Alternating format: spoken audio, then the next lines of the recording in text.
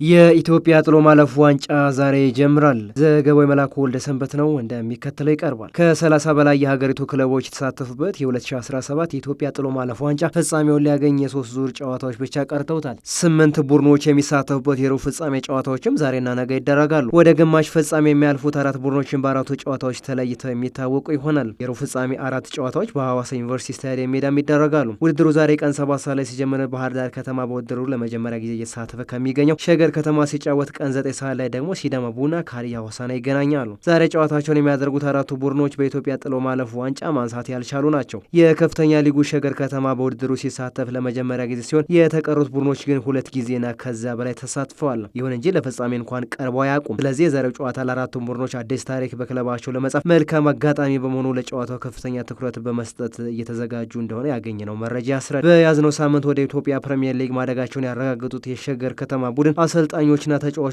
በጥሎ ማለፍ የጀመሩትን አስገራሚ ግስጋሴ እስከ ፍጻሜ ለማድረስ ለዛሬ ብቻም ሳይሆን ለቀጣይ ተጋጣሚዎቻቸውም ጭምር ትኩረት ሰጥተው መዘጋጀታቸውን ገልጸውልናል። በፕሪሚየር ሊጉ እንደተጠበቁት ያልሆኑ ሲዳማ ቡናዎች አመራሩና ደጋፊውን በጥሎ ማለፍ ዋንጫ ለመካስና ቀጣይ የሊግ ጨዋታዎችን በድል ስሜት ለመጀመር ይህ ጨዋታ ወሳኝ መሆኑን በመጥቀስ እንደተዘጋጁም ገልጸውልናል። የአሰልጣኝ ግርማ ታደሰ ሀዲያ ሆሳዕና፣ የአሰልጣኝ ደጋረገ ይግዛው ባህር ዳር ከተማ ቡድን ተጫዋቾችም እስከ ፍጻሜው ለመዝለቅ ቆርጠን እየሰራን ነው ብለዋል። እናም ዛሬ የሚያደርጉት ሁለት የኢትዮጵያ ጥሎ ማለፍ ጨዋታዎች ጠንካራ ፉክር ይደረግባቸዋል ተብሎም ይጠበቃል። ፌዴሬሽኑም የሐዋሳና አካባቢ የእግር ኳስ ቤተሰቦች ጨዋታዎችን በስፍራው ተገኝተው እንዲከታተሉ ጥሪ ማቅረቡም ታውቋል። የጥሎ ማለፍ ጨዋታዎች ነገም ቀጥለው ሲውሉ ቀን 7 ሰዓት ላይ 14 ጊዜ የኢትዮጵያ ጥሎ ማለፍ ዋንጫን ማንሳት ቀዳሚ የሆነው መቻል ከወቅቱ የሊጉ መሪ ኢትዮጵያ መድን ጋር ሲጫወት፣ ቀን 9 ሰዓት ላይ ደግሞ ሐዋሳ ከተማና ወላይታ ዲቻ ይጫወታሉ።